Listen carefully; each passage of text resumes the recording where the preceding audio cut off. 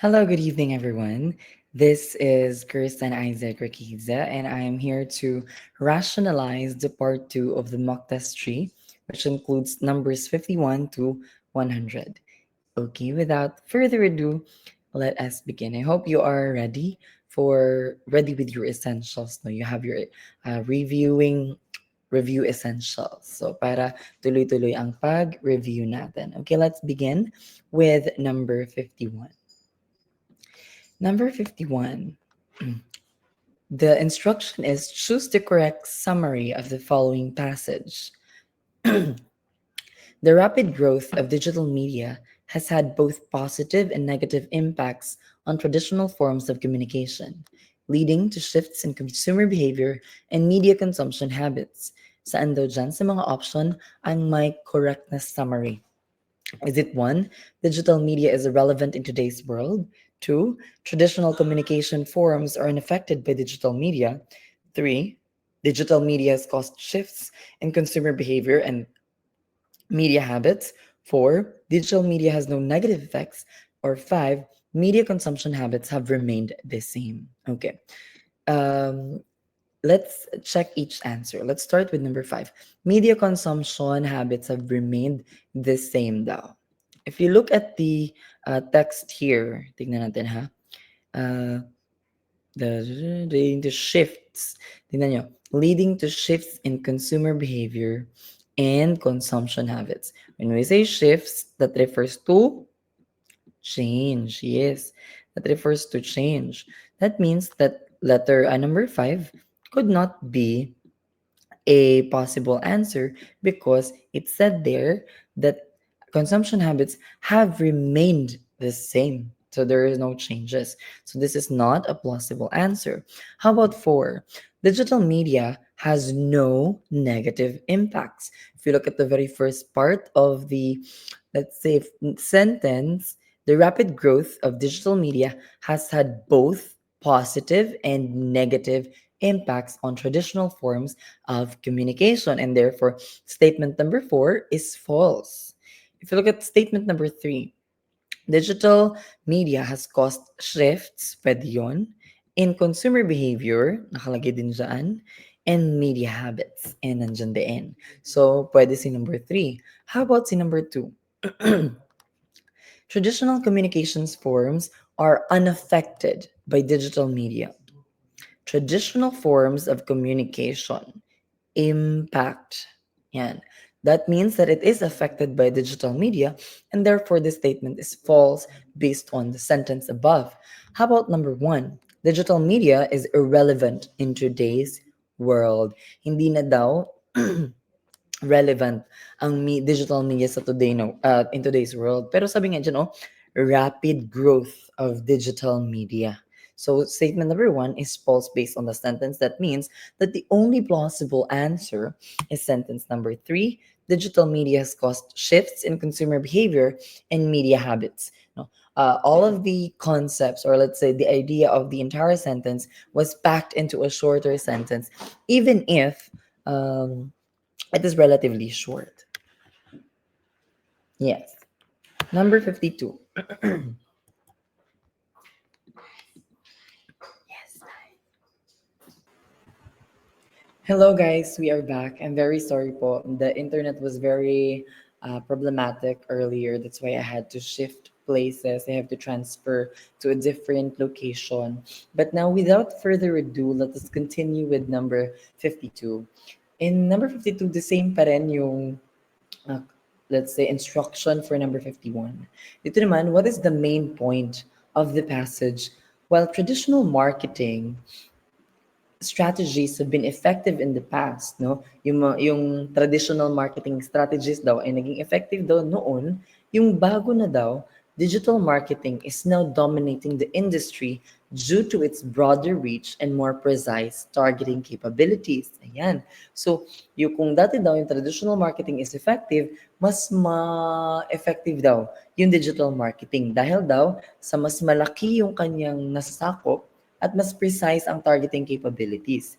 Saan dyan yung main point ng passage? Is it one, traditional and marketing strategies should be abandoned? Two, digital marketing is taking over the marketing industry. 3, that traditional marketing is more effective than digital marketing. 4, marketing strategies are not important for business growth. Or 5, the marketing industry remains unchanged. Ayan. Tignan natin. Let's begin with number 5. The marketing industry remains unchanged. Ibig sabihin, hindi daw nagbago ang marketing industry. Pero tignan mo, traditional in the past and now. Ibig sabihin, ang traditional at digital ay magkaiba. Therefore, nagbago ang marketing industry. Kaya hindi natin isasagot si number 5. How about number 4? Marketing strategies are not important for business growth. May sinabi ba dyan na hindi importante ang marketing strategy sa business? Walang na-mention dyan na hindi importante ang marketing strategy. So, hindi natin yan isasagot din. Kasi ang hinanap natin is ang main point. How about traditional marketing is more effective than digital marketing? So, yung let's say, ang tawag dyan, yung traditional, yun bang luma. Yung lumang marketing strategy is mas effective daw siya kaysa sa bagong marketing strategy. Sabi dito, marketing strategies have been effective but may have been, but digital marketing is now dominating. Ibig sabihin ng dominating, ibig sabihin, siya na yung pinaka-ginagamit ng nakararami. Ibig sabihin, mas effective ang digital marketing. So, hindi ba din isasagot si number 3? How about number 2? Digital marketing is taking over the marketing industry. So, yung marketing industry daw is siya na yung nangunguna sa marketing industry. Pwede siya kasi sabi dito, now dominating. So, pag nagdo-dominate ka, nangunguna ka. How about traditional marketing strategies should be abandoned? No? Dapat na daw i-abandon na ang traditional marketing strategies. Although it could be implied, pero hindi naman sinabi sa sentence na ito na kailangan mo din talagang i-abandon yung traditional marketing. Kaya, isa lang yung tamang sagot, which is number 2, traditional communication. No. Number 2, which is digital marketing is taking over the marketing industry.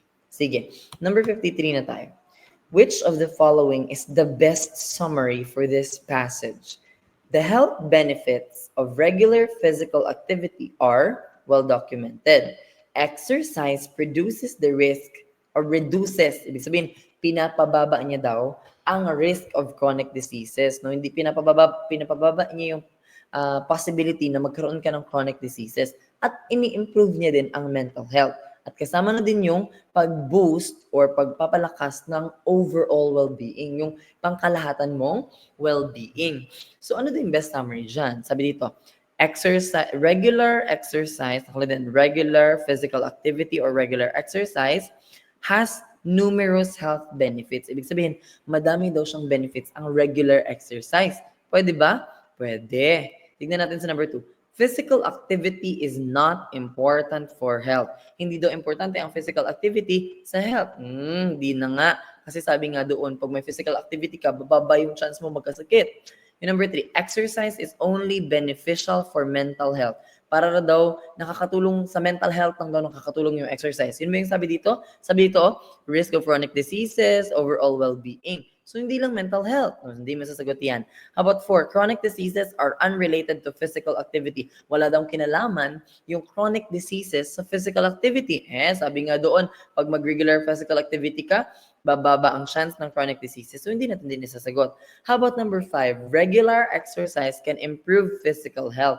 Totoo naman na regular exercise can improve physical health. Kasi sabi dito, aayos daw yung physical health pag may physical exercise ka. Pero kasi ang tinatanong, best summary. Ibig sabihin, yung magsa-sum up ng gist ng buong sentence na ito. So, hindi mo din isasagot si number 5 kasi isa lang yung sinabi niya, which is physical health. Kaya ang correct answer lang po natin dyan sa number 53 is number 1. Regular exercise has numerous health benefits. Ayan. So, pag summary po kasi, naka-general na, nandyan lahat yung thought, pero hindi siya specific. Ganun lang yun nandun sa number 1. Number 54. Which of the following is a good summary of the passage? Social media has revolutionized communication, allowing individuals to connect and share information globally in real time. But it has also introduced corners about concerns about privacy and security. Ano daw, ang social media daw ay binago niya ang paraan ng pakikipag-usap, no? Pwede na daw tayo ngayong mag-connect and share information globally na in real time. Ibig sabihin dati kasi 'di ba, magle-letter ka 3 months pa bago makarating sa Amerika. Pero ngayon, kahit yung kausap mo is taga-Amerika, pwedeng-pwede na kayo mag-usap ng sabay. Ibig sabihin, kung anong oras sa'yo diyan, although magkaiba yung time zones nyo, real time siyang sasagot sa'yo kasi nga sabay kayo nag-uusap. Whereas dati aantayin mo pa na magpadala siya ulit bago ka makareply, di ba? Saan dyan daw yung good summary? Is it social media is without drawbacks? Ang ibig sabihin daw nun is wala daw disadvantages yung social media. Sabi nga dito, but it has also introduced concerns. Ibig sabihin yung mga disadvantages about privacy and security. So, wait lang. So, alam mo na hindi sagot si number 1. How about number 2? Social media revolutionizes communication but raises privacy concerns.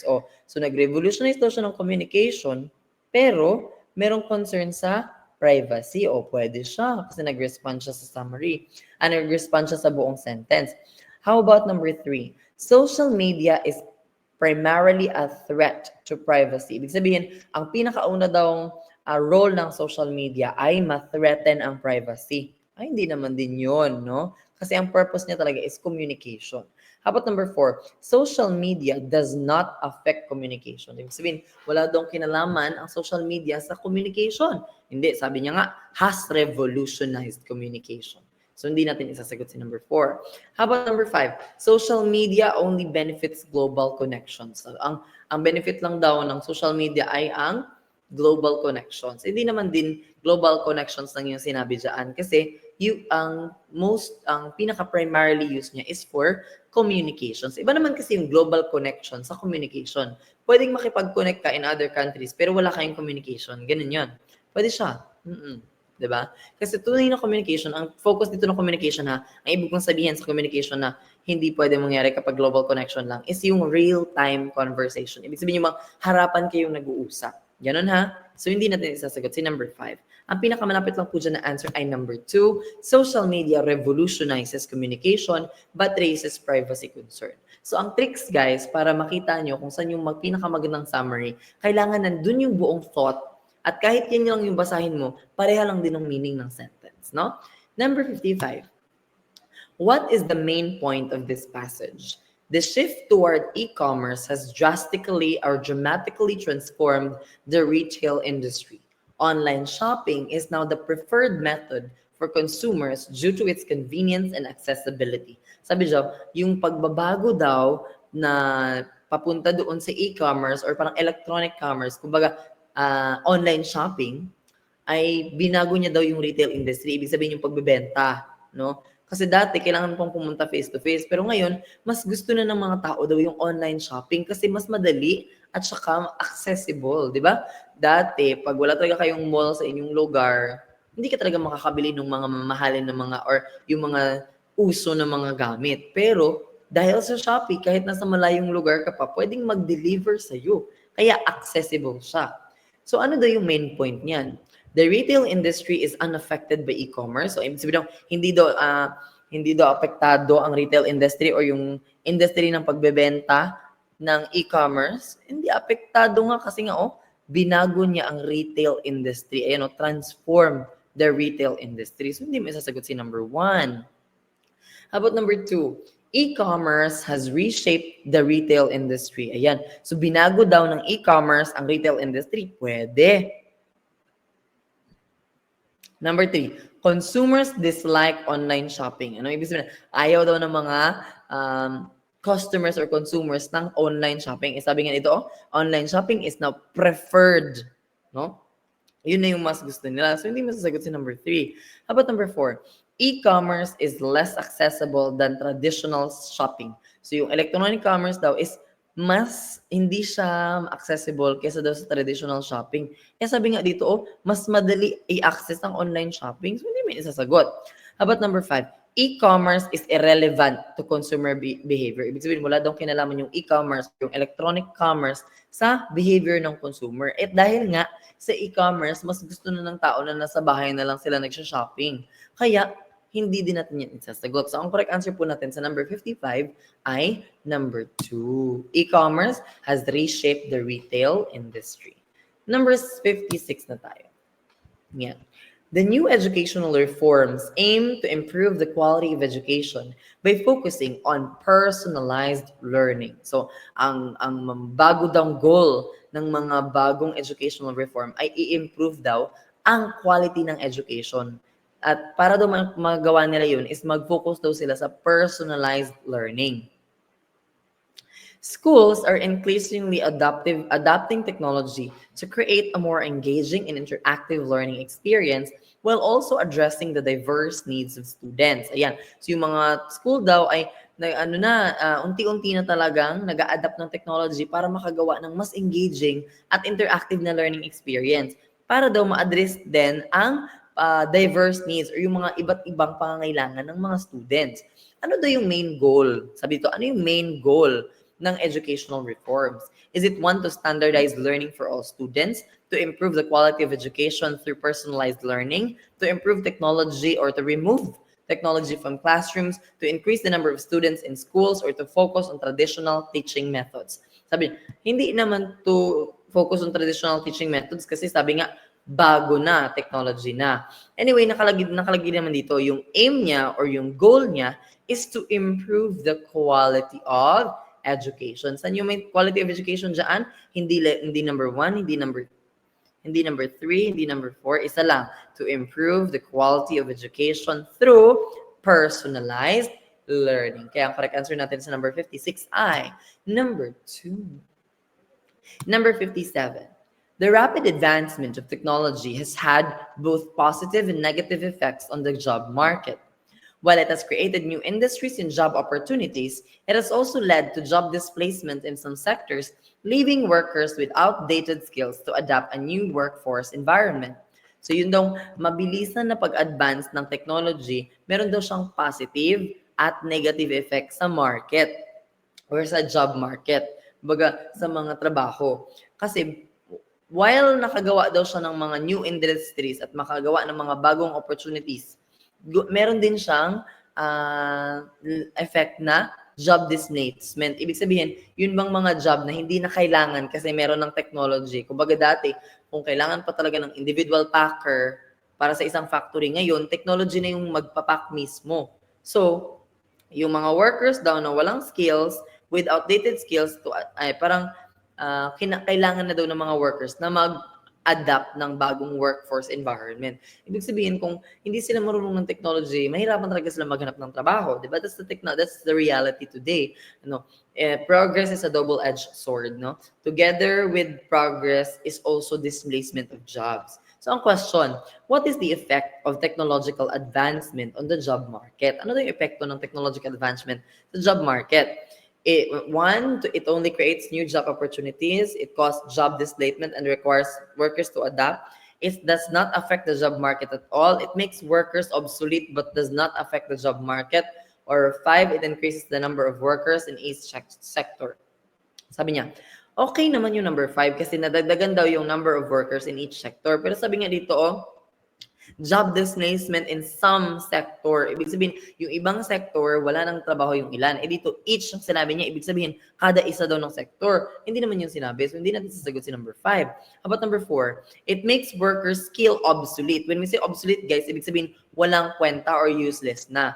But does not affect the job market. O, wala na daw kwenta yung skill ng mga trabahante, pero wala din daw yung epekto sa job market. Siyempre, hindi. May epekto talaga. Kasi nga, mawawalan sila ng trabaho. And at the same time, yung mga mag-a-apply ng trabaho, kailangan meron na silang skill sa technology. Number 3, it does not affect the job market at all. Hindi daw na-apekto ng job market. Sabi nga dito,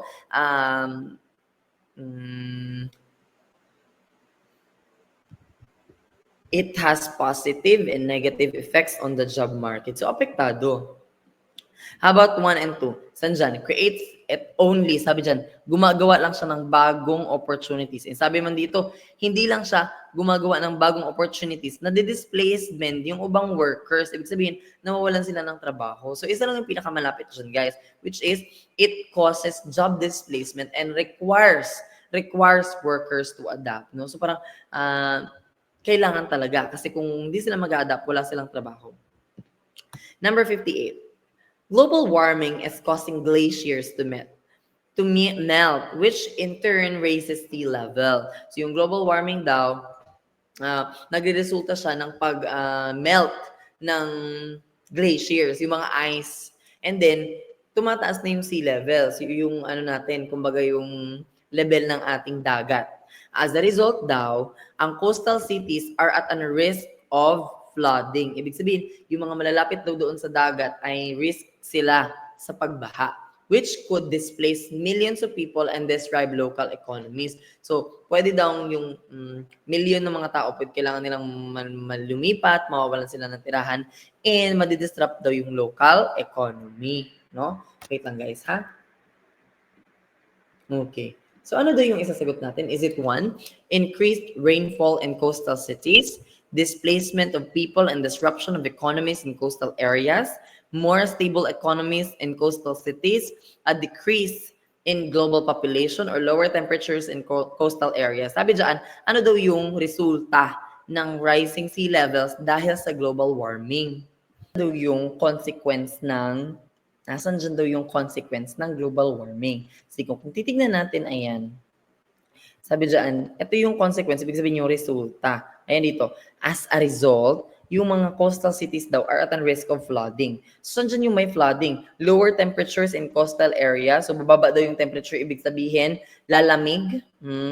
Wala namang sinabi dyan, lalamig ang mga coastal areas. How about a decrease in human and global population? Bababa na daw ang mga tao. Ibig sabihin daw, konti na lang ang magiging tao. Hindi din.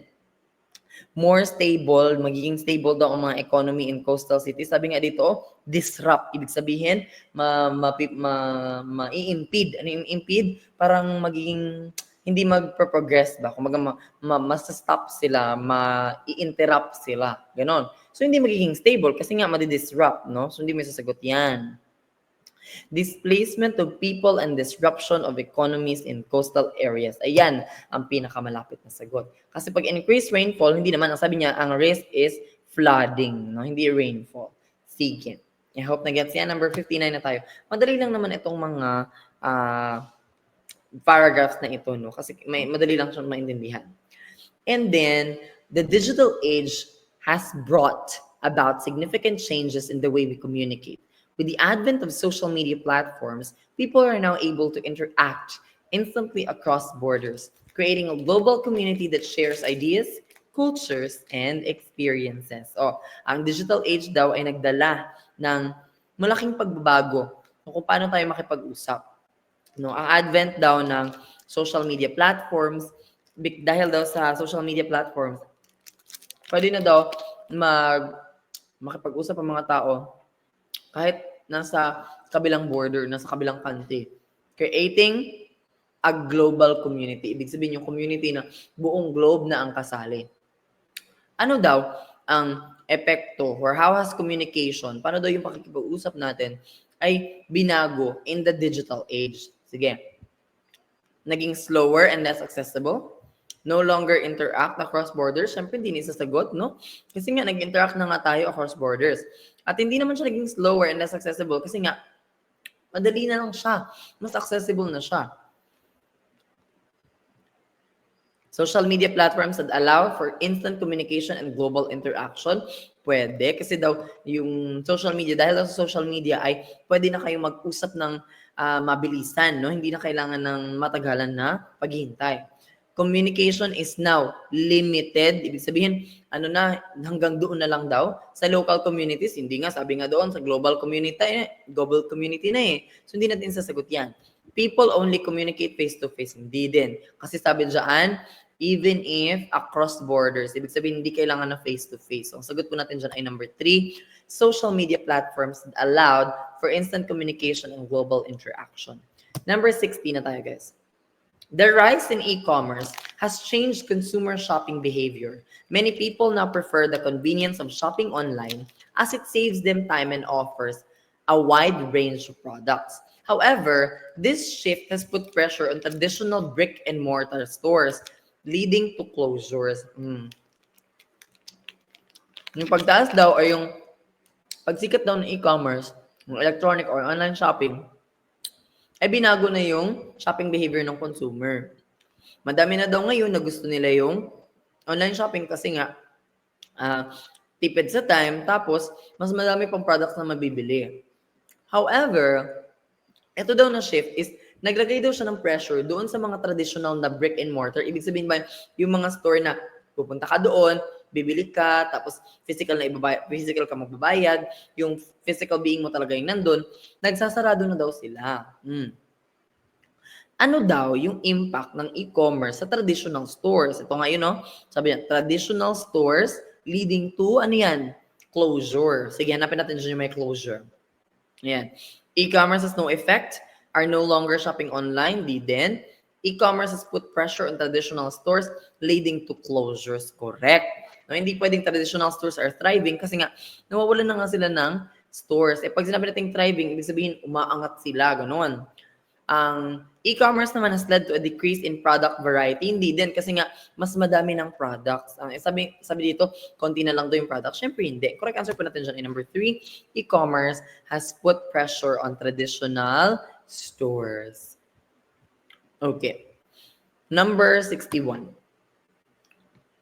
Over the years, urbanization has transformed landscapes. Tignan mo natin kung nag-record pa ba ako. Okay, nagre-record ako. Ayan. Over the years, urbanization has transformed landscapes with more people moving to cities in search of better job opportunities and living conditions. This trend has led to the expansion of urban areas, but also to issues such as overcrowding and environmental degradation. Sa mga nakaraang taon daw, ang urbanization or kumbaga yung pag-modernize ng mga bahay, binago niya daw yung landscape. Dahil madami na daw mga tao na nag-move sa city para makahanap ng job opportunities and living conditions. Ito daw, uso na ito ay nag-lead to the expansion of urban areas. Ibig sabihin, mas pinalaki yung mga dinevelop na mga area para maging standard, na maging sementado, gano'n.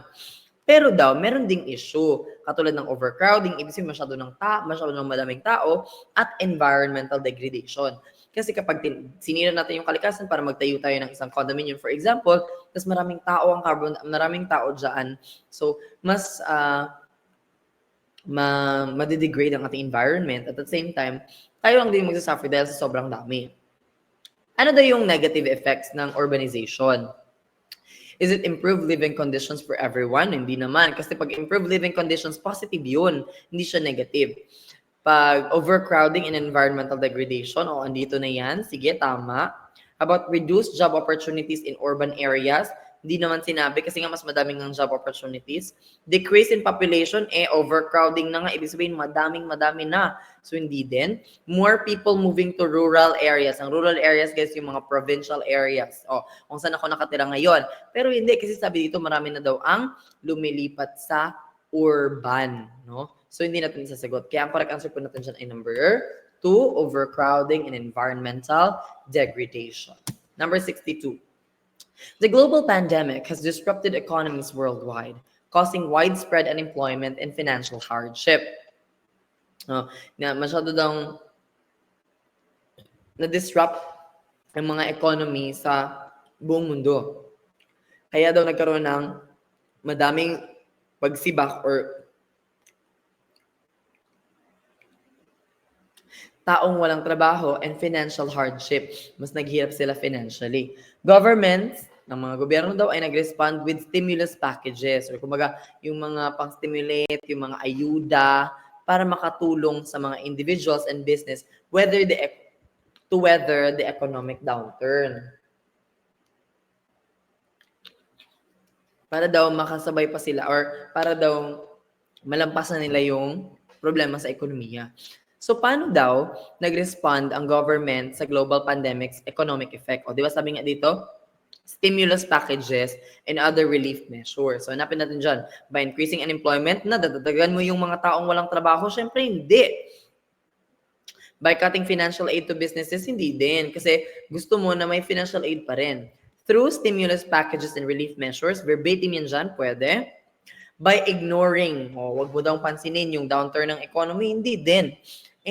By reducing government spending, bawasan mo daw yung paggastos ng government. Hindi naman sinabi, although kailangan din talaga nating bawasan ang paggastos ng government, lalo na sa mga walang kwentang bagay. Dapat doon tayo sa mga useful and tested and proven na mga gamit na mga areas of the government na kailangan talagang bigyan ng pansin. So ang sagot po natin sa number 62 is number 3, through stimulus packages and relief measures. Number 63. The increase in renewable energy sources such as solar and wind power has brought about a significant shift in how we generate electricity. While these energy sources are more sustainable, they also require large initial investments and may not be viable in all geographical locations. Sabi daw doon, yung pagtaas daw ng renewable energy sources, yung mga sources ng renewable energy, katulad ng solar o yung sun, yung wind power, ay nagdala ng malaking epekto kung paano daw tayo gumagamit or nag-generate or nag-regulate ng electricity. While these energy sources, ito daw mga energy sources na to are sustainable, ibig sabihin maganda sila kasi hindi siya basta-basta nauubos, kailangan din sila ng malaking initial investments, no? At hindi pwede sa lahat ng geographical locations. So ano daw yung challenge na associated in renewable energy sources? Is it one, they are always readily available? Readily available ba? Sabi nga, not be viable, may not be viable. So hindi sasagot. But number 2, they require a large initial investment and may not be suitable for areas, correct? They produce more pollution than traditional energy sources? No. Kasi nga sustainable sila, so hindi sila mas konti yung pollution. They are less sustainable? No. They are more sustainable. So hindi mo sasagot.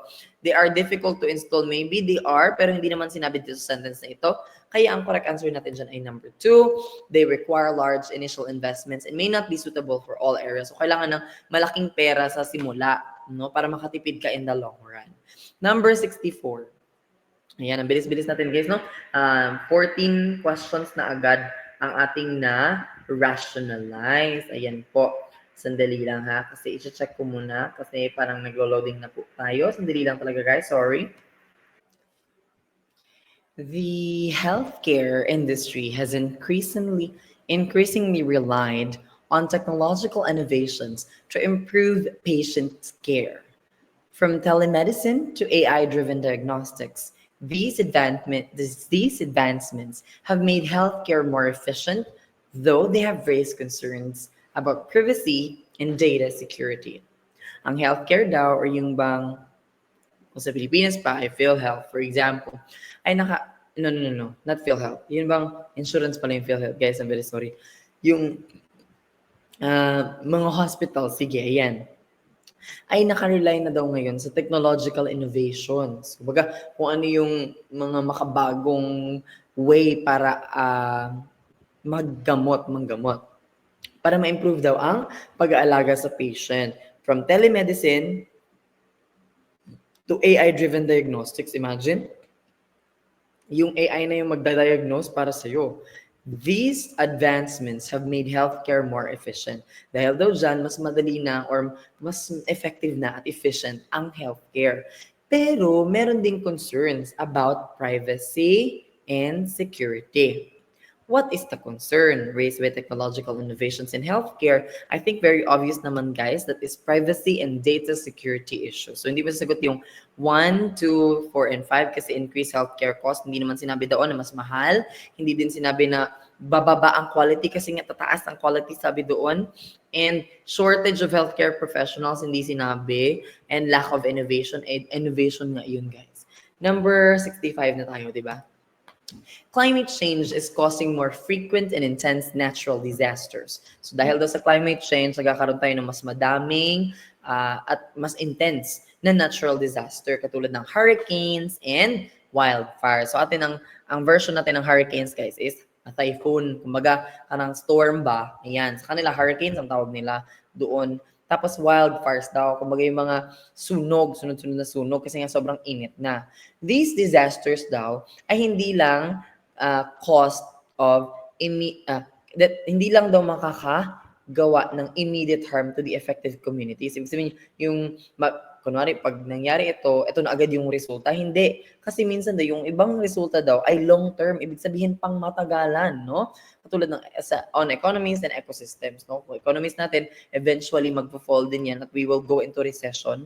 At ecosystems naman, no? Mag-fail talaga sila because of climate change. Ayan. So ano daw yung long-term effects ng natural disaster caused by climate change? Is it one, immediate improvement? Immediate, mabilisang improvement daw sa local economies. Long-term damage, no? To economies and ecosystems, reduced frequency of natural disasters, only temporary impacts on affected communities, faster recovery of ecosystems. So, guys, hindi, sabi lang dito, long-term impacts. Anong kayo dyan, no? Economies and ecosystems. Isa lang yun dyan, very obvious. Ayan na. Number 2, long-term damage to economies and ecosystems. Number 66. Ito na, iba na. Some sentences in this section contain an error in grammar or correct usage. On your answer sheet, shade completely the box that correspond to that section of the sentence that contains the error. If there is no error in the sentence, choose completely option number 5. Ayan. So, either of the two girls in English class who are in the debating team are capable of being the team captain. No error. Is it 1, either of the two girls, 2, in my English class, 3, who are in the debating team, or 4, are capable of being the team captain, or 5, no error? Hala, asan dyan daw yung mali? Tignan natin guys. Either daw. So ito guys, para malaman nyo yung mali, minsan titignan nyo talaga yung subject at saka yung verb. Pag yung subject at saka yung verb hindi nagtugma, mali na yun. Pag hindi nagtugma yung antecedent at saka yung verb, mali na yun. Pag walang parallelism, ibig sabihin, kung ito ay nag-end with ing, ang isa nag-end with ing, tapos ang isa nag-end with er, hindi na yun, mali na din yun. Sige, tignan natin. Either of the two, ibig sabihin, kahit sino sa dalawa, no? So isa sa kanila or kahit sino sa kanila ay pwedeng who are in the debating team ay pwedeng maging team captain. Kung sino daw sa dalawang babae na nandoon sa debating team ay pwedeng maging captain. Ayan. Tingnan natin guys. Sabi dito, either of the two girls. So ang ating verb na ginamit dito ayan, who are, 'di ba siya? Kasi dalawa kunwari sila kasi plural. Pero guys, kung titignan nyo, ito po yung tinatawag nating subject na phrase o kaya prepositional phrase. No. Hindi siya noun phrase. Kumbaga, kasama ng mga noun ay words, no? For example, either. Ayan. So either, ibig sabihin, kahit sino sa kanila means that you are pertaining to one. Pag either, guys, nakalagay po dati dito, kasi ang either is an indefinite pronoun. Tapos ang indefinite pronouns, meron silang classifications. Yung indefinite pronouns na singular lang palagi, plural lang palagi, at ito naman yung singular or plural depende sa context. Tignan mo dito yung singular, another, anybody, anyone, anything, each other, and either. Kahit saan pa yan gamitin, guys, pag may either yan, guys, singular lang talaga yan siya, no? Ayan. Ito namang singular or plural, depende naman yan siya sa paggamit. Ibig sabihin, kung all, pero ang gusto niya ibig sabihin is one unit, singular yon. Pero pag all, it means members of one unit. Kumbaga ay kumbaga, all the community collaborated for the success of the event. Ayan. So, singular yon. Pero pag sinabi natin, all members of the community, plural na yon. Diba? Ganun yun. Pero in our case, guys, ito lang, singular yan palagi. Kahit pa yan, anong mangyari, indefinite pronoun yan na singular. Kaya ang isasagot natin dyan ay, ito, who are in the debating team. Kasi dapat ito, singular siya. So, dapat ito, who is. Dapat palitan siya ng is. Ayan. So, tignan mo, nag-match ba? Kasi singular ito, dapat singular din ito. Ayan, no? So, titignan nyo yung mga ganyan para malaman mo kung saan yung mali sa grammar. Kasi, either of the two girls, tama naman yan. In my English class, tama din. Are capable of being the team captain. Ito naman, pwede nag-pertain na sa ng dalawa. So, hindi na natin yan isasagot. Kaya, hindi din no error kasi nga mali yung number 3. Ganon lang siya kadali. Number 67. Managing an organization, big or small, is a difficult task since it requires an understanding and application of the intricate nature and processes of governance. No error. Sige nga, ano yung isasagot natin dyan?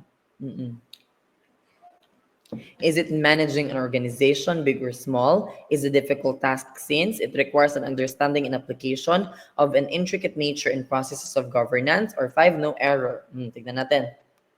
Ito guys, managing an organization, ayan, ano yan siya? Yun yung parang subject. Ito, big or small, ayan. Pero guys, ito talaga, big or small, ang gusto niyo talagang i-continue is itong is. Ayan. Managing an organization is a difficult task. Yan dapat yun. Pero nag-insert lang siya. Ito yung tinatawag natin na optional. Ibig sabihin, hindi siya kailangan, kumbaga kung tatanggalin mo siya, hindi mababago yung meaning ng sentence. So, dapat guys, pag mag-insert kayo ng isang ganito, kumbaga optional na detail, kailangan mo siyang i-enclose within, parang in between commas. Ibig sabihin, dapat may comma sa umpisa, may comma din dito para malaman na ang kasunod pala ng organization is yung is at hindi yung big. Kasi kung managing an organization big or small, o wala kung wala yung mga commas na yan, grammatically erroneous na yan guys kasi maiiba na yung meaning. Kaya isa lang dyan yung correct answer which is number 1. Managing an organization, big or small, kailangan meron pa dyan comma. No? Kasi nga, ito yung tinatawag nating optional na detail. Pwede siyang wala, pwede siyang meron. Kung basahin mo yan, managing an organization is a difficult task. Pwede siyang mag-make sense pa rin, di ba? Sige. Number 68 na tayo. The population problem is recognized as a principal element in long-range national planning if governments are to achieve their economic goals and fulfill the aspiration of its people. Hala, haba-haba ng sentence, guys. Mahirapan kayo, no? Medyo nakaka-stress talaga siya. Pero sige, asan dyan yung mali? Is that the population problem is recognized as a principal element? 2, in long-range national planning. Number 3, if governments are to achieve their economic goals. Number 4, and fulfill the aspirations of its people. Or number 5, no error. Sabi na, ang problema daw sa population ay kinikilala na pinaka-principal element sa pangmatagalan at pangmalawakang national planning. Kung gusto daw ng governments na ma-achieve ang kanilang goals at matupad ang aspirations ng kanilang people. Ano daw yung mali dyan? Tignan natin. Sige. The population problem is recognized as a principal element. Kung mag-end kayo dyan, tama siya kasi ito yung subject. The population problem, isa lang yan. So tama yung verb is then recognize kasi tapos na daw na recognize na. So tama siya guys, walang mali si number 1. But number 2, in long-range national planning. Dapat lang talaga guys na meron siyang hyphen kasi you are talking about it as a single unit. Kasi pag hiwalay mo yan siya, long at saka range. Pag long guys, mahaba, tapos yung range, yung coverage. Mahabang coverage, ganun ba yon? Hindi. Pero pag pinag-isa mo sila, magiging iba yung meaning, which is pangmalawakan. Diba? Ganon. So hindi mo isasagot si number 2 kasi tama siya. How about if governments are to achieve their economic goals? Ayan. Sabi dito, governments ang subject. Governments, madami. Are, tama din. Tapos ito, achieve. Diba? So, tama siya guys. Tapos ito yung ginamit na pronoun, there. Diba yung there, ginagamit siya for plural. So, tama din siya. How about for, and fulfill the aspirations of its people? Baka i-answer nyo ito kasi mali yung spelling. Kasi diba yung fulfill nyo, ganito,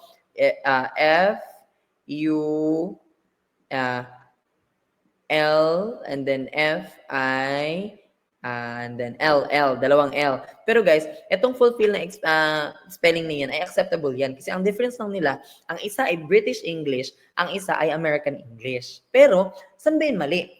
And the aspirations of its people. Kaninong people? Sa government, di ba? Sa government, di ba? People ng government, di ba? Pero yung its, guys, pronoun siya para saan? Pag isa lang yun, pag it. That is, para saan yung pronoun na it? That is for animals and things. Yung governments, yung tao sa governments, animals ba yun? Hindi. Tapos, plural pa talaga siya, guys. So, dapat, papalitan yung its into their na pronoun. Kasi, yung governments, ay mga tao man yan sila. Ano? So, and their people. Ibig sabihin yung mga tao na kinasasakupan ng mga gobyerno yun. Kaya mali po si number 4. Ayan ha, mali si number 4. Number 69. If the accused are found guilty and received a prison sentence, kung daw if ang akusado ay nakitang guilty or napatunayang guilty at nakatanggap ng prison sentence, ang kanila daw pamilya ay magsasuffer pero kailangan pa rin na ipatupad ang batas. Is it if the accused are found guilty? Is it and receive the prison sentence? Their families will suffer or but the law will be upheld or 5 no error. Sige nga, anong sagot niyo dyan? Ito, kung daw ang accused ay napatunayan, ibig sabihin conditional siya guys, no? Hindi pa nangyayari. Kaya nga ito accused, no, yung may sala ay napatunayan daw na guilty at receive. Ibig sabihin nakatanggap na guys. Eh sabi dito, if nga pag matutunayan pa lang, possibility pa lang, pero ito received na with ED, nakatanggap na siya. No? So hindi dapat nakatanggap na siya kasi if pa nga lang, if mangyayari pa, hindi pa napapatunayan, no? Accused pa lang. Pag napatunayan na daw siyang guilty at mabigyan ng sentence, pero sabi niya no, receive. Ibig sabihin, dapat ang point dito is mabibigyan pa lang, hindi nabigyan na. Kaya mali si number 2. Kasi ED nag-end, natapos na, hindi pa nga siya nabibigyan ng sentence, hindi pa nga napapatunayan na may sala talaga siya. 'Di ba? Sige, number 70 tayo. 2 issues in particular, graft and corruption and poor quality of public service, need the attention of the government to understand it fully and provide solution to it. Asan dyan yung, may answer na guys. Ayan pala, sorry. Is it 1, 2 issues in particular, 2 graft and corruption and poor quality of public service, need the attention of the government or to understand it fully and provide a solution to it. Anyway, nakita nyo na naman. Pero tama po ito, tama po yan, tama din po yan. Pero bakit ito mali? Bakit mali si number 4? Sige nga, kung kayo ang papasagutin ko. Wait lang guys ha. My God, nawala na naman. Loading siya guys. I don't know. Sa akin lang ba? Baka nakikita nyo ba yung loading? Sandali lang ha. Ay. Sige guys. Pero wait lang, bakit number 64 pa rin yung slide? Ano na nangyari? Wait lang ha. Nag-loading. Ayan, number 17 na siya. Ayan. 2 issues in particular daw, graft and corruption and poor quality of service, kailangan daw ng atensyon ng gobyerno para maintindihan fully at magbigay ng solusyon sa iyon. Ayan. Ngayon guys, saan yung mali? Is it 2 issues in particular, graft and corruption? Okay lang naman ito. Okay lang din yan kasi tama naman yung pagka-construct. At okay din. Bakit mali si number 4? Nakita nyo na naman yung answer kanina. Bakit siya mali? Kasi tignan mo. Sabi niya dito, 2 issues. Tapos, to provide solution to it. Ayan. So, mabigyan daw ng solusyon yung dalawang issues. Again, ito pong pronoun na it ay para lang siya sa singular. Ibig sabihin, isa lang. Ilan man yung issues? 2. So, dapat ito maging provide issues to them. Kasi 2 man yung issues, hindi lang man isa. No, kaya ang tamang correct po natin dyan ay number 4, provide solution to them. Kasi nga, ang ibig sabihin niya dito sa it ay yung 2 issues. No? Kaya yung 2 issues man, 2 man sila, so kailangan them. Number 71 na tayo guys. Oh my gosh guys, last 30 questions na lang po. Mabilis lang po natin itong ma-rationalize. Number 71. We want organizations and countries that are less corrupt. Gusto daw natin ng mga organisasyon ng mga bansa na hindi corrupt. Kung saan daw ang mga tao ay nakaka-receive, where people receive good service and fairly and without discrimination, and where people can trust those for whom they do business. No error. Is it 1, we want organizations and countries that, okay naman yan guys, gusto natin, are less corrupt, that are less corrupt, tama naman, kasi are countries and organizations, so plural yan. Receive good service fairly without discrimination, or where people can trust whom they had do business. No? Okay, sa number 4. Tignan natin sa number 3. Bakit siya mali? Tignan mo guys. We want organizations that are less corrupt. Where, ibig sabihin, pag ibig sabihin niya, kung saan, mo, possibility pa lang. Gusto namin ito, ibig sabihin, hindi pa siya natatapos. Pero tingnan mo, where people received na agad, o natapos na siya, gusto mo pa nga lang mangyari, pero received na with an ed, syempre, mali talaga yan. Kaya dapat, where people without the D, where people receive, kung saan ang mga tao ay makakatanggap ng magandang service. Ayan, guys, ha. Kina mo, it could be as simple as letter D or a past tense version of a question, no? Pero so you have to be really, really careful when reading the question. Number 72. Resilience is primarily or principally an ecological concept. It measures the ability from behind the systems. Ano ba ito? Bakit ba siya nagaganyan? Behind a system to absorb stresses and shocks and adapt to changes. No error. Saan daw yung possible na mali? Sige nga, hanapin nyo. Yes. Okay, so resilience is principally an ecological concept. It measures the ability from behind the systems to absorb stresses and shocks and adapt to changes. One, resilience, principally an ecological concept. It measures ability from behind the system to absorb stresses and shocks and adapt to changes or no error. Asan dyan ang correct answer natin? Tignan mo guys. Walang problema dito. Resilience kasi resilience is an abstract concept. Isa lang talaga yan siya. Principally an ecological concept. Tama din siya. It measures, it singular, measures, singular din, the ability from behind a systems. Dito na siya nagkaroon ng problema kasi sabi dito, behind systems. Ang systems guys ay marami. Ibig sabihin that is plural kasi with S. Pero gumamit siya ng Ang ati dito guys, this is what we call an article, no? Article yan siya guys. Ang article, ginagamit natin siya para sa mga isa lang. Ibig sabihin, a or an man yung partner niyan, no? A dog, an apple, no? Ayan, pero pag systems, hindi na po yun tama because ang rule po sa grammar is kapag gumamit ka ng a, ang kasunod niyan is a singular noun, no? Singular noun. Yan, dapat singular noun siya. Whether it's abstract noun or what. Pero dapat singular siya. Pero in this case, ang noun na systems is plural. Kaya mali po si number 3. Dapat po dyan, from behind, tanggalin yung a, systems to absorb stresses and shocks and adapt to changes. Ayan yun.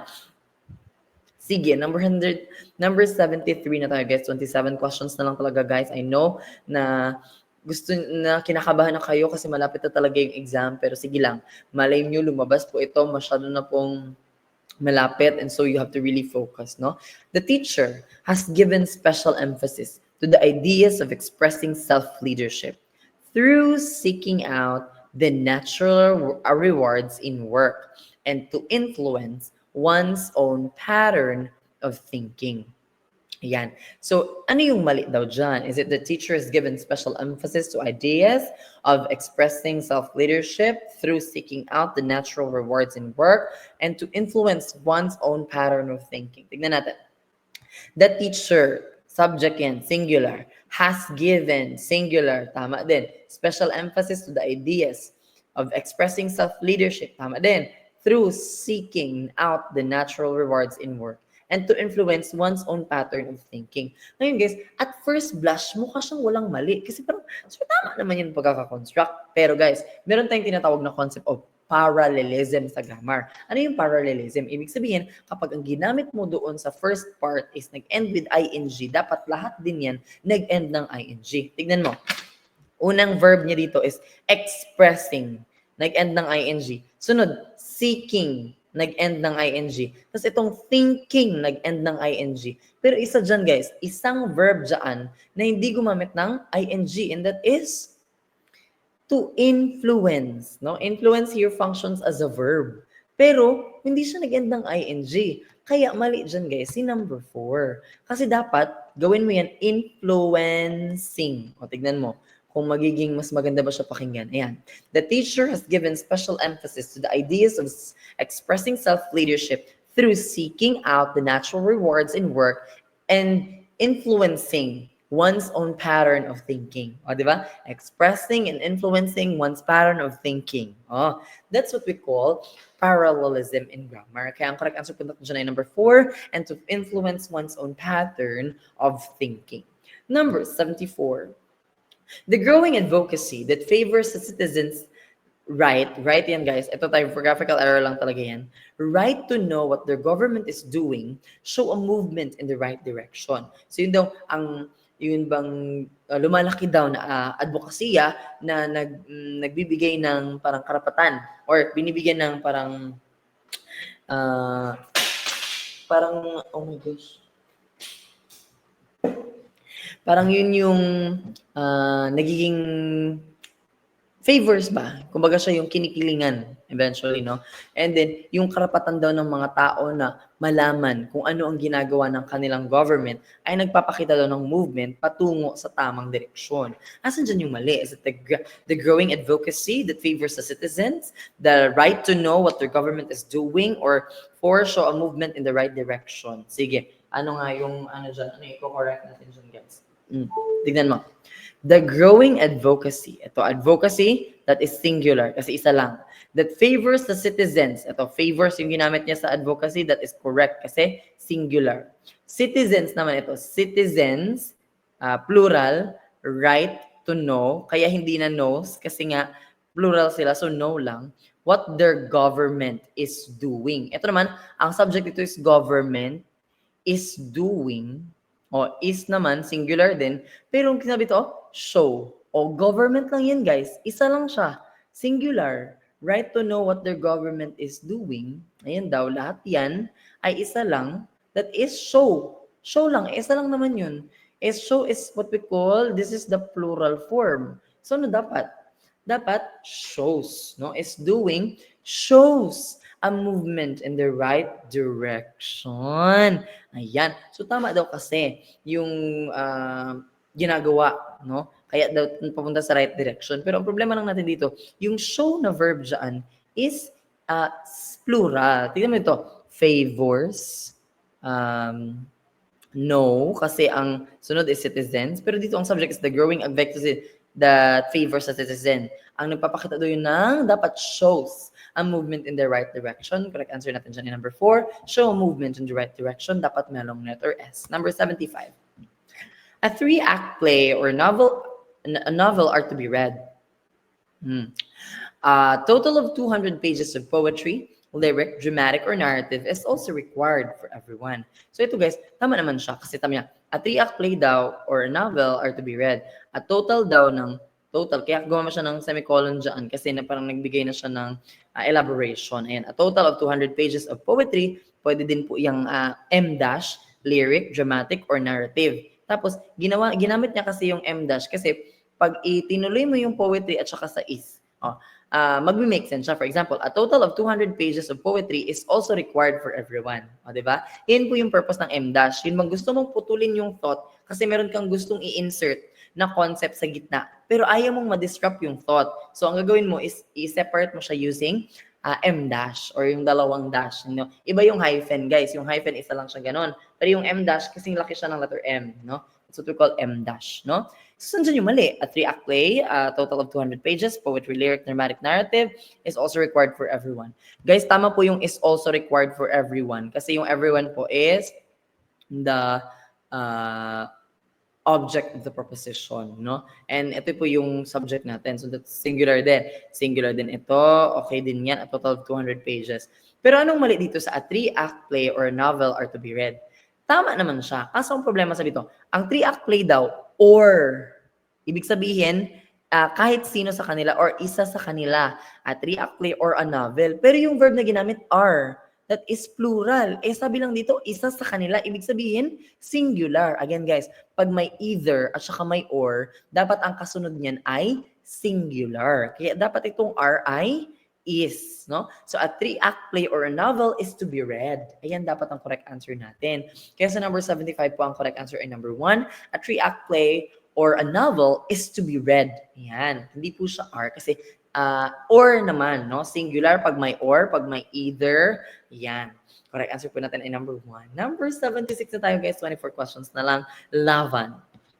Ito, neither of the two boys is sensible enough to do this job. O, sige nga. Ano yung mali dyan? Wala daw sa dalawang boys ang sensible enough to do this job. Ito, neither guys. Di ba pag neither, ibig sabihin wala sa kanila? Ibig sabihin pag wala sa kanila guys, dapat that is singular. So tama naman, yung subject, kahit pa two boys yung katabi niyan, wala namang siyang kapartner na nor. Pero pag may kapartner na nor yung neither guys, neither Edward nor John is sensible enough. Dapat magiging ano na siya, magiging kung ano yung pinakamalapit na, yun na yung rule of proximity. Pero hindi naman po kasi rule of proximity ang i-apply natin dito kasi wala siyang kapartner na nor. No? So, ang answer lang po natin dyan ay no error. Opo, for the first time nagkaroon tayo ng no error. No? Tama po, si number 76, wala pong mali. Number 77, they left their luggages at the railway station, no error. Is it 1 they left? Is it 2 their luggages? Is it 3 at the railway? Is it 4 station? Is it 5 no error? Naiwan daw na lang ka ng luggage sa railway station. Asan dyan mali? At first blush, guys, kung titignan mo siya una, ano siya magkakamali? Actually, wala. Pero, ang mali lang dyan, alam mo kung ano?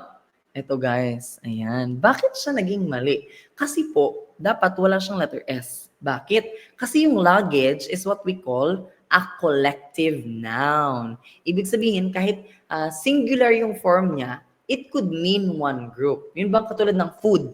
Yung food, guys, ano na yun siya? Pwedeng kasi klase na, pero in food pa rin. Isa pa rin siya, hindi na pwedeng foods. Kasi collective noun nga siya. So pag collective noun, guys, ibig sabihin, pwedeng marami, pwedeng isa lang. No? Kaya, ang answer po dyan ay luggage lang. Wala pong letter S. Wala po, hindi po nag-exist ang word na luggages. Luggage lang po siya. Kaya ang correct answer natin dyan ay number 2, their luggage. So, dapat walang letter S yan siya, guys. Again, remember, ang foods dapat walang letter S. Ang luggages dapat walang letter S. Kasi luggage is a collective noun. Food is a collective noun. Number 78. You will get all the informations you need this booklet carefully. Asan dyan daw is that you will get all the informations if you read this booklet carefully or no error. Ito guys, very, very obvious naman siguro siya. Kasi di ba bago lang din nila pinag-usapan yung collective nouns. Ang isa din sa examples ng collective noun is information. Wala po yung S. Kasi po, collective noun din ang information. Ibig sabihin, hindi mo pwedeng isa-isahin yung information. 1 information, 2 information. Hindi. Kasi collective noun din po siya. Kumbaga, para siyang hindi mo makbilang na noun. Kasi hindi mo naman pwedeng bilangin yung information. Isa lang yung information. Like, anong ibig sabihin nun? Isa lang yung word? Hindi din, no? So, ang correct answer po natin dyan ay number 2, all the informations. Kasi dapat wala po yung S. Kahit pa madami yung ibig mong sabihin, information pa rin yan. Pag luggage, kahit madami yung ibig sabihin, luggage pa rin yan. Food, kahit madami ang gusto mong food, food pa rin yan. Hindi po yan foods. Kasi hindi po nag-exist ang informations, ang luggages at foods in the dictionary. Number 79. She sang very well, isn't it? No error. She sang very well, isn't it? Or no error. Ayan. Okay naman po itong first part. She sang very well. Ibig sabihin, ang ganda ng pagkakakanta niya. Isn't it? Ito naman po, hindi siya tama because ang ginapunto niya dito is yung pagkanta. No? Maganda ba yung pagkanta niya? And what we want is an action verb. Action verb. Pero kasi ito pong isn't, ito yung tinatawag natin na verb to be. Ibig sabihin, it discusses a state of being. Kumbaga, kung nade-describe ka, the moon is bright, ganon. Ito hindi naman dinidescribe yung noun. Ang dinidescribe niya is yung verb. Ibig sabihin yung pagkakakanta. That is why the auxiliary verb has to relate to the action verb. Ano ba yung action verb? That is do. Kaya ang correct answer niyan guys, she sang very well. Didn't she? Ayan po ang correct na pagkakakonstruct. Kaya ang correct answer natin sa number 79 is number 4. Again, remember guys, tignan mo. Kapag ang ibig niyang sabihin na isn't it, or ang ibig sabihin niya sa question na yan ay yung verb, dapat guys, pag action verb yan, do dapat yan. Do, does, did. Kasi tapos na yung sang, di ba? Dapat mag-match din siya. So, since sang naman, that's past tense, dapat ang past tense din ng do, which is did. Yun yung gagamitin mo. Pero kung ang example is, she is pretty, Isn't she? Ayan, pwede yun. Kasi nagde-describe siya ng tao or nagde-describe siya ng noun. Pero in this case, ang dinidescribe niya is yung pagkanta, di ba? So, ang isasagot po natin dyan ay dapat, didn't she? So, mali po si number 4. Oh my gosh, guys, 20 questions na lang po. Number 80 na tayo. He is working in the bank in New Delhi for the past several months. Is it no error? He is working in the bank in New Delhi for the past several months or no error? Sige nga. Ngayon, pwede, sir, in the Bank of New Delhi kasi may capital, yung New Delhi. Ito guys, ito yung tinatawag natin na proper noun. Ibig sabihin, actual na pangalan talaga siya. Ano? Yun bang wala siyang ibang kapangalan? New Delhi na talaga siya. That is a proper noun. So pag proper noun, guys, dapat is capitalized. Ganon din yung sa pangalan. Pag John, proper noun man yung John, dapat capitalize din siya kahit saan pa siya nakalagay na part ng sentence. So hindi mo sasagot si number 2. Okay din si number 3, he is working. Okay na, he is working. He is singular, is working. Nadayo, no? Okay lang yan. For the, that's what we call prepositional phrase kasi may for, di ba? So hindi din natin yan sasagot. Past several months. Ay, wait lang guys. Bumalik tayo ha. Okay lang yung he is working. Pero pag i-connect mo na yan in the past several months, ibig sabihin, nag-start kahapon, for example, nag-start February 3. Tapos hanggang ngayon, ongoing pa rin, no? Pag ang tawag dyan guys, pag ganyan ang nangyayari, kunwari, nag-work ako noong 2023, tapos nag-work pa rin ako ngayon. So pag ganyan ang guys, pag from the past up until the present and ongoing pa rin, ang gagamitin nyo dyan guys is perfect tense. Ayan. Taas kamay mga perfect. Siyempre, walang magtataas ng kamay kasi wala pong perfect dito. Ayan. Wala ganing perfect na relationship. Maghiwalay nga din kayo eh. Char lang. Perfect. So pag perfect tense guys, ang kailangan nyo maintindihan, ang kailangan nyo i-remember dyan is meron siyang has, have, and ang pinaka-last niya is have been. Pag may been, gano'n. So dapat guys, ang correct answer natin dito is he has been working, no? So hindi natin isasagot si, ay dapat mali yung is. Okay lang siya kung sila lang. Pero kasi merong nakalagay dyan, for the past several months. Ibig sabihin, hanggang ngayon, nag-work pa rin siya doon. So ang mali dyan guys is number 1. Kasi dapat ang correct niyan, he has been working. Again, paano mo malalaman kung kailan mo gagamitin yung has been, sir? Pag ang kanyang event na sinasabi ay nagsimula in the past, nagsimula sa past, tapos hanggang ngayon ongoing pa rin. O, di ba sabi niya, nagtatrabaho daw siya doon sa New Delhi in the past several months. Ibig sabihin, several months na siya nagtatrabaho doon. So, mali po ang he is working. Dapat, he has been working. O, 81 na tayo guys. Ang bilis natin. There is no question of my failing in the examination. No error. There is no question of my failing in the examination or examination. Eto guys, mukha lang siyang may mali. Kasi nga, there is no question of my failing. Pero guys, tama po siya. Kasi para siyang idiomatic expression sa English na walang very sure na ako na ma-fail ako sa exam. No? Tama siya pag yun siya, do you mind my sarcasm? Ganon. Or kaya do you mind my not working here today? Ganon. Okay lang yun guys. Kasi it is an idiomatic expression and therefore exclusionary in the grammatical rules. So technically, ang sagot po dito ay no error. Pero ang gusto kasi ng civil service, minsan, ang standard talaga na pagka-language, ang grammar ang pinag-uusapan natin at hindi idiomatic expression. So gusto niya ganyan. Maging me yan siya, guys. Kasi gusto mas formal. There is no question of me failing. O pwede mas formal nga yung my. Pero again, mas maganda siya pakinggan pag me. Of me, comma, failing in the examination. Kaya mali si number 2. Pero guys ha, kung in a different situation, tama lang po yan. Actually, wala pong grammatical error niyan. Sige. Number 82 guys. 18 questions na lang talaga guys. Ang bilis-bilis talaga natin. Pero tignan ko muna kung naga-record pa rin tayo ha. Tignan ko lang muna.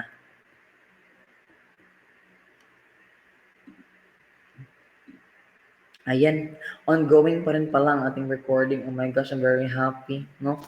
Ayan.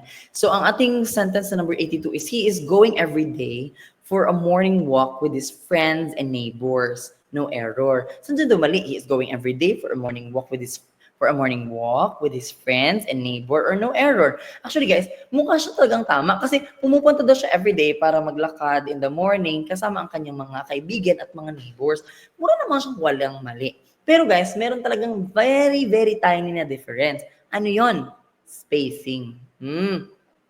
Kasi guys, yung everyday na magkadikit ay magkaiba sa everyday na magkahiwalay. Ito yan siya guys. Ayan. Everyday is an adjective meaning common or ordinary and is issued to describe nouns. For example, everyday task, no? Ganyan. So, everyday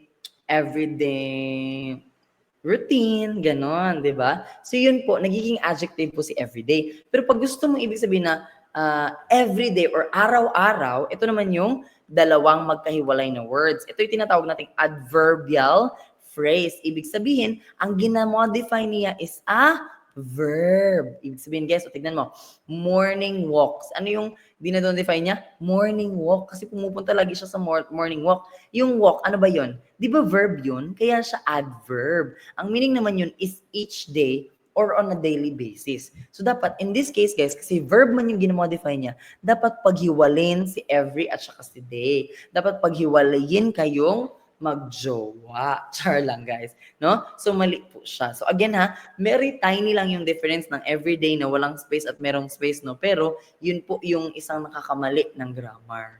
Number 83 na tayo guys. Huwag na tayong magpatumpik-tumpik pa, karaka-raka. 183. Here, her relatives, wala lang itong E guys ha.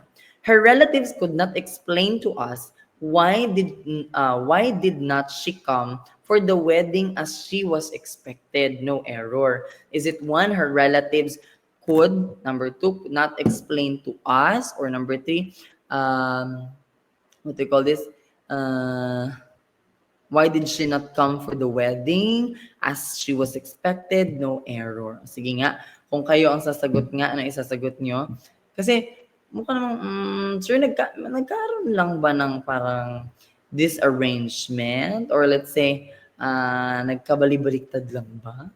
Actually, pwede guys. Kasi, the error in this sentence is the word order. Ibig sabihin ng pagkakasunod-sunod. Ito, why did not she come? Why did not she come? Oh, kasi ang rule natin sa grammar, in reported daw or indirect questions, those embedded with a larger statement, ibig sabihin, nasa gitna siya ng mas malaking statement, yung subject daw, ang subject daw comes before the verb. Ibig sabihin, mas mauuna yung subject dito bago ang verb. So, ibig sabihin, dapat ang pagka-order nito is, ayan, here, her relatives could not explain to us why, dapat subject, she did not come for the wedding. Kaya ang mali po dyan is number 3. Kasi dapat si she, dapat nandito po yan siya sa why she did not. Kasi, again, kapag yung mga indirect questions or mga part ng sentence in a sentence, kailangan po mauuna po yung subject bago yung verb. Again, number 3 po ang ating correct answer. Why did she not come for the wedding? Number 84.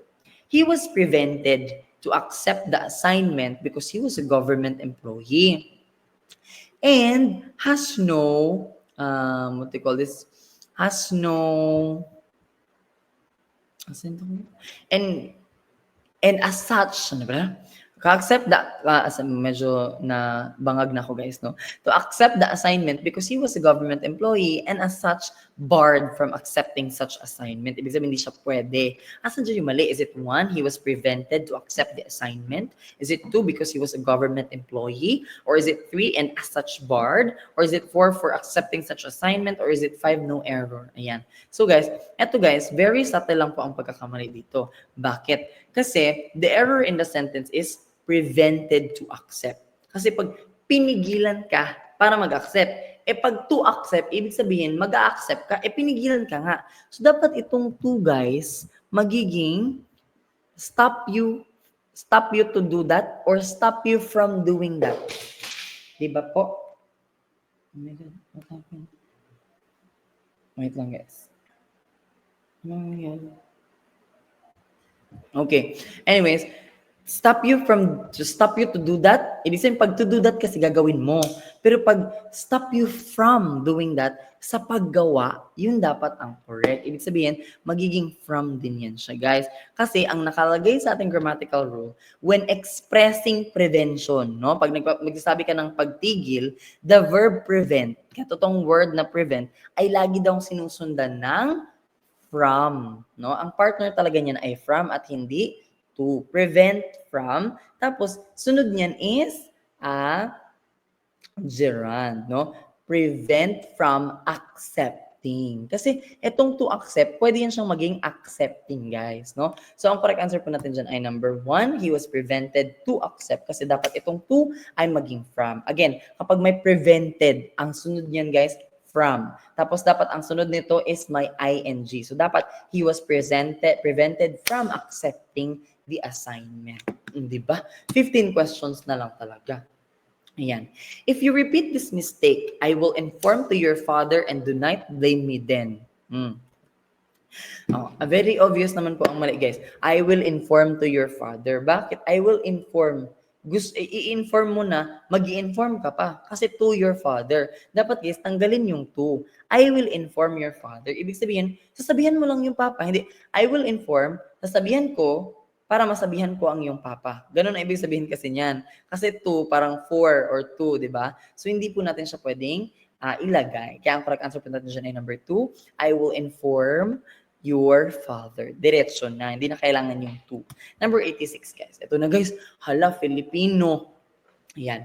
Sa mahabang panahon, patuloy nating ipagmamalaki ang kabayanihan ng mga sundalong handang ialay ang kanilang buhay para sa bayan. Walang mali.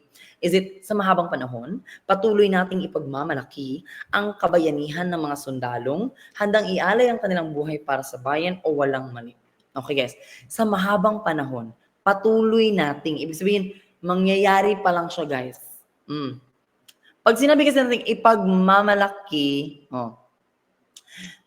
okay lang siya pag patuloy nating mangyayari pa lang. Pero pag sinabi mo ng sa mahabang panahon, sinabi mo ng time frame, in a long time, we will be proud. Hindi naman po pwedeng we will be prouding.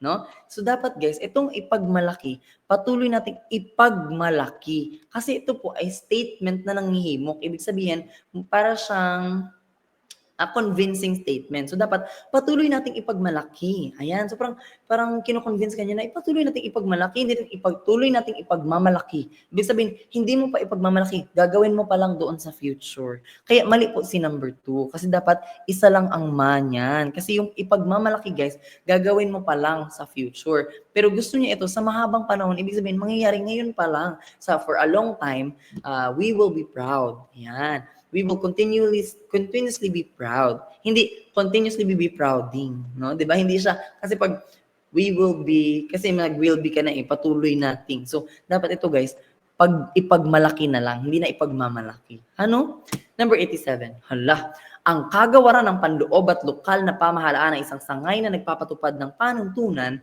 hinggil sa kapanganakan ng mga mamamayang magsasaka. Walang mali. Ano yung mali dyan, guys? Is it 1, ang kagawaran ng panloob at lokal na pamahalaan? Ang 2, isang sangay na nagpapatupad ng panuntunan? 3, hinggil sa kapakanan o ng mga mamamayang magsasaka? Guys, isa lang talaga ang mali dyan. Kasi ang ibig sabihin nitong kagawaran ng panloob at lokal na pamahalaan ay ang DILG or ang Department of Interior and Local Government. At ano po ang direct translation ng DILG? Ito po, according sa ating source, ang DILG ay ang kagawaran ng interior at lokal na pamahalaan. Ibig sabihin po, hindi po dapat pangloob, dapat po ay interior. Bakit po?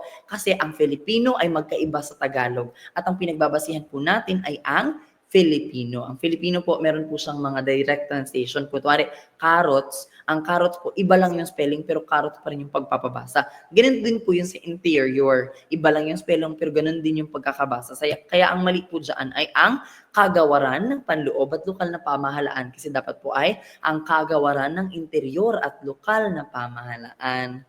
Oh my gosh, number 88 na tayo, guys. 12 questions na lang. Dapat nating panatilihin ang mabuting reputasyon. Reputasyon yan, guys. Datapwat ito ang pinakamahalaga nating taglay na hindi mananakaw. Sapat daw, dapat daw talaga natin na i-maintain ang mabuting reputation kasi ito daw yung hindi matatanggal na characteristic natin at hindi siya mananakaw. Ayan. Asan dyan yung mali? Is it dapat nating panatilihin? Is it ang mabuting reputasyon? Ang datapwat, ito ang pinakamalaga? Ang taglay na hindi mananakaw. Ngayon guys, ang ibig sabihin nito is dapat daw nating panatilihin kasi or because, no? Ang meaning po ng datapwat is despite, no? Despite or kumbaga even if, no? Datapwat hindi man ako nanalo ay masaya pa rin ako. Ganyan. Pero ang hinahanap mo kasi because, dapat hindi po datapwat. Dapat ang mabuting reputasyon dapat guys, dahil ito ang pinakamahalaga nating tagline na hindi mananakaw. Kaya ang correct answer po dyan ay number 3, datapwat. Ito ang pinakamahalaga kasi mali po ang datapwat. Kasi ang datapwat po ay spite of, despite of, or even if, no? Kahit na hindi ako nanalo ay masaya ako. Datapwat hindi ako nanalo ay masaya ako. Yun po yun. Number 89. Matatamo lamang ang maayos na daloy ng sasakyan sa lansangan kung ang bawat isa ay masugid na susunod sa batas trapiko. Walang mali. Is it 1, matatamo lamang? 2, ang maayos na daloy ng sasakyan sa lansangan? 3, kung ang bawat isa ay masugid, or 4, masugid na susunod sa batas trapiko. Actually guys, kung tititigan mo wala naman talagang mali. Isa lang talaga, minor, very minor. Ang ito pong word na kung, ang ibig sabihin po dyan ay akin, no? Mahal kong Pilipinas, no? Mahal ko na Pilipinas. Ito po yung contraction ng words na ko, tapos ang partner niya ay na, no? Mahal ko na. So try natin ha. Matatamo lamang ang maayos na daloy ng sakyan sa lansangan ko na ang bawat isa ay masugid. Pero ang ibig sabihin niya, ang when daw, ibig sabihin niya when, if and when. Ang ibig sabihin dito guys ay kung na letter U. Kaya po mali dyan si number 3 kasi dapat if ang answer niya dyan. So, kung na spelling na letter U. Kasi pag kung na spelling na letter O, ang ibig sabihin po niyan ay ko na, no? Mahal ko na, ganyan. Mahal kong Pilipinas. Mahal ko na Pilipinas. Ayan po. Number 19 na tayo, guys. Agrikultura ang pangunahing kabuhayan ng mga tao sa kabundukan. Is it 1, pag-agrikultura ang pangunahing pangkabuhayan ng mga tao sa kabundukan o walang mali? Actually guys, tama po yung nasa question. Ang mali is yung nasa option kasi nilagyan niya ng pangkabuhayan. Ang pangunahing kabuhayan or na pinagkukunan or kabuhayan ng mga tao sa kabundukan. So mali po si pangkabuhayan ha, kasi pangkabuhayan showcase, ibig sabihin para mabuhay ka. Ang ibig sabihin po naman dito is yung pangunahing livelihood. Iba yung pangkabuhayan showcase para mabuhay ka, no? Correct answer po dyan number 2. Number 91. Choose the word that best completes the analogy based on the relationship of the first pair of words. 91. Brave, cowardly, hot. Is it warm, cold, summer, heat, and fire? So kailangan malaman mo muna yung relationship nito. So ang brave guys, matapang. Ang cowardly guys, duwag. Ibig sabihin, kabaliktaran ng pagiging duwag ang magiging matapang. So ang hinahanap po natin is ang kabaliktaran ng mainit. Siyempre, ang kabaliktaran ng mainit ay cold. At kahit titingnan mo pa siya guys, pareha warm, summer, heat, fire, mainit yan silang lahat. Isa lang yung malamig. Yung jowa mo lang. Char. Hindi, ito lang po yung malamig, yung number 2. Kaya ang sagot po natin dyan ay number 2. Kahit hindi mo pa alam yung answer, malalaman mo sa options, no? Number 92. Doctor is to hospital as teacher is to blank. Is it classroom, blackboard, school, book, or exam? Ayan. Kung titignan nyo, ang doktor, anong connection niya sa hospital? Di ba ang hospital ang kanyang workplace? So ang hinahanap natin is ang workplace ni teacher. Saan man nagtatrabaho si teacher? Sa exam? Siyempre hindi. Sa book, hindi. Sa blackboard, hindi. Sa classroom, pwede. Pero more specifically, sa school, no? Kasi yung classroom, maliit na version. And ang comparison dito, hospital. Di ba yung hospital is yung kabuuan? Ano yung kabuuan na mas malaki sa classroom? That is the school. Number 93 na tayo, guys. Oh my gosh, ang bilis natin. Bird is to nest, as bee is to blank. Ang bird daw ay nakatira sa nest. Saan nakatira ang bee? Is it flower, hive, honey, sting, or queen? Siyempre guys, isa lang naman ang tirahan dyan. Yung flower guys, bulaklak yun. Yung honey guys, ano yan? Honey. No? Sting naman guys is yung patusok, no? And the queen is, wala, reyna. So, isa lang ang tirahan dyan, which is the hive, no? Nakatira ang bee sa hive. 94 na tayo, guys. 6 questions na lang talaga kaya laban. Ang pencil daw is to write, as scissors is to blank. Is it cut, sharp, point, draw? So, ang purpose daw ng pencil ay para makasulat. Ano ang purpose ng scissors? Siyempre, para manggunting. Correct answer ay cut, no? Madali lang yan, ga. Number 95. Light is to bulb as water is to blank. Is it faucet, river, ocean, glass, or ice? Ano daw connection ng light at saka bulb? Di ba ang bulb naglalabas siya ng light? So, saan dyan ang naglalabas ng water? Pwede naman yung ocean at yung river. Pero guys, tingnan mo kasi yung bulb. Gamit siya sa bahay, di ba? Saan dyan yung gamit sa bahay? Isa lang. That is faucet, no? Naglalabas ng tubig. Yung bang gripo, yun yung naglalabas ng tubig. Pero kasi yung, sabi mo, glasser, kasi dyan ko nilalagay yung tubig, naglalabas nga ng tubig yung hinahanap natin. Kaya ang answer natin dyan ay number 1, faucet. Number 96 na tayo, guys. 4 questions na lang talaga. Hand is to finger as foot is to blank. Is it leg, shoe, toe, heel, or sock? Ang finger daw ay hand daw, itong hand ay may finger. Ano naman ang laman ng paa? Is it legs, shoes, toe, or heel? Siyempre, yung mga maliliit din nating toes. Toes po ang tawag doon. Kaya ang correct answer natin dyan ay number 3, toe. Number 97, guys. Heart is to pump as lungs is to blank. Is it air, breath, expand, filter, or oxygen? Ang purpose daw ng heart ay mag-pump. Asan dyan ang purpose ng lungs? Hindi naman pwedeng purpose yung air. Kasi yung air hangin siya, guys. Expand, papalakihin. Ang oxygen ba? Siya ba ang nagagawa ng oxygen? Hindi, guys. So, dalawa na lang pipilian, breath at saka filter. Ngayon, according sa ating source, guys, ang lungs po, guys, ang trabaho niya talaga is mag-filter. Oo. Malaki po ang kanyang what do you call this?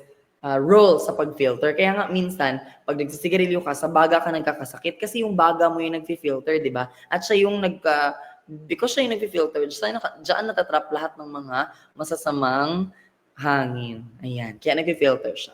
Number 98. Knife is to sharp as pillow is to blank. Is it fluffy, soft, hard, bed, rest?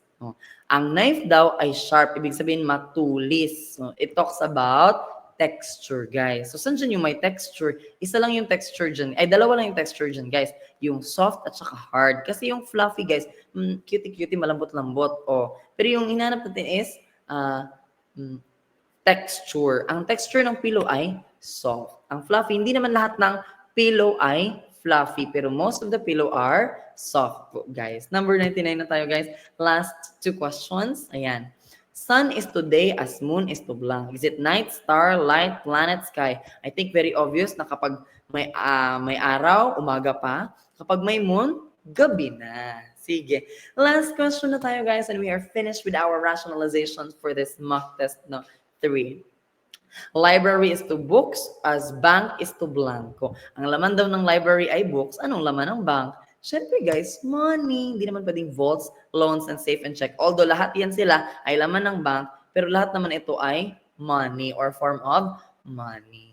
And that ends our rationalization for the second part of the 1 to 100 mock test exam of the Civil Service Exam Review. Again, this is Kirsten Isaac Riquiza, licensed professional teacher, and I'm really wishing you all the best in your upcoming exam because I think this is my last lecture, recorded lecture with you. So I'm really hoping for the best, guys, and I will pray for you that you will pass 100%. No? Sana lahat kayo ay mag-pass ng 100%, and sana din may makapasok din sa top-notchers, no, sa civil service exam. So I hope you learned something from this discussion, and again, guys, a goodbye, and thank you very much for being with me for this meaningful and really a great opportunity na lecture and recorded rationalization. No? I'm really happy to be part of your journey. If I have any contribution to your journey as a civil service eligible and professional, I am really honored to be part of that. Again, thank you very much for being a good sport. And again, congratulations in advance. I'm already claiming and manifesting that you will pass in the civil service exam. Thank you very much.